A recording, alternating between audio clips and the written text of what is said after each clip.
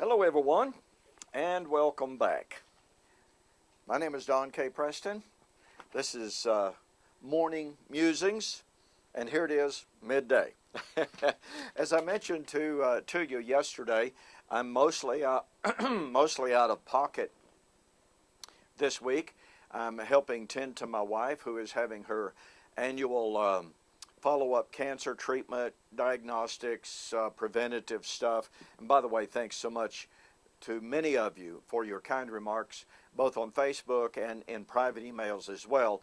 I do appreciate your concern. It's just what she has to go through.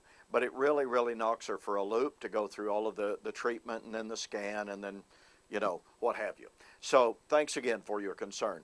I am sharing with you some thoughts on the resurrection. The resurrection of the dead would, as everyone agrees, be to overcome the death of Adam. Well, almost everyone says, well, the death of Adam, the death introduced by Adam, was physical death. That really won't work.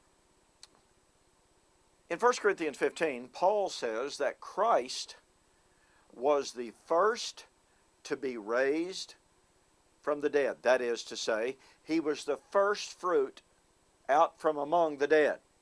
In Acts chapter 26, 21 and following, Paul is emphatic. Christ was the first to be raised from the dead. Now, I probably don't have to tell you, pardon me, Jesus was not the first person to be raised from biological physical death. And yet, according to Paul, he was the first to be raised from the death of Adam. That's the whole purpose and point of 1 Corinthians 15 when Paul talks about Christ being the first fruits.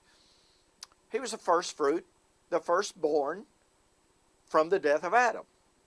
Well, if the death of Adam was physical death, and if Christ was the firstborn, the first to be raised from the dead, i.e. the death of Adam, then Christ would of necessity have to be the first person raised from physical death.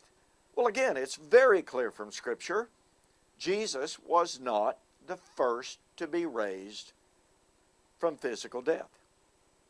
However, Jesus was the first to be raised from the alienation from God because he was without sin. Acts chapter 2, 21 and following. Death could not hold him because he had done no sin. So here is Jesus posited as the first person to be raised from the death of Adam, but it's very clear that the death that Jesus was the first to be raised from could not be biological death. You see, Jesus suffered the death of Adam for you and me. When he hung on the cross, Paul said, 2 Corinthians chapter 5, he, that is God, made him, that is Christ, to be sin for us, that we, being made the righteousness of God in him. You see, Jesus experienced alienation, separation from the Father, as he cried, my God, why have you forsaken me? He was suffering alienation not for his own sin, but for the sins of mankind. He was suffering the death of Adam. And he was the first to be raised from that death. You see, really, this amounts to prima facie demonstration that the death of Adam simply could not have been biological, physical death. The death of Adam was alienation from God.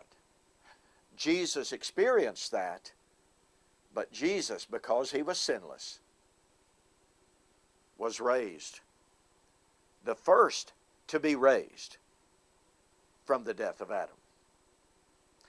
There's much, much more.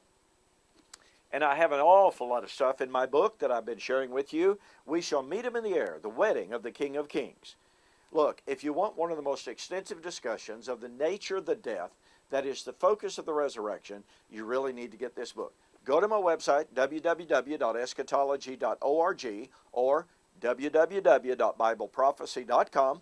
Order the book, mention that you saw the offer on YouTube, and I will refund your shipping. That'll save you almost $5. Thanks again for joining me for Morning Musings here at midday. We will see you on the flip side.